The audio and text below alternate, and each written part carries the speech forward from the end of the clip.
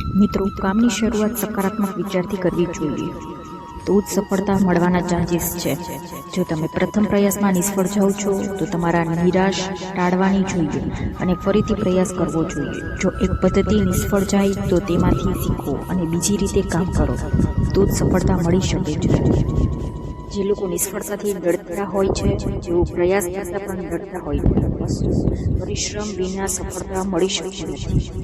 નિષ્ફળતા પછી પણ વ્યક્તિએ સકારાત્મક વિચાર સરણી સાથે પ્રયાસ કરતા રહેવું જોઈએ. વારંવાર પ્રયાસ કરવાથી જ સફળતા મળે છે. કામ કરવાની એક પદ્ધતિ નિષ્ફળ જાય તો તેમાંથી શીખો અને બીજી પદ્ધતિ અપનાવો. તમારી કાર્ય કરવાની રીત બદલાવો, પરંતુ તમારા લક્ષ્યને વળગી રહો.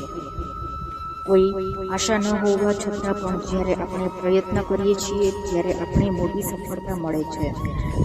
નકારાત્મક વિચારોને કારણે નિરાશ વધે છે અને આપણે સફળ થવાની આશા ગુમાવી દઈએ છીએ.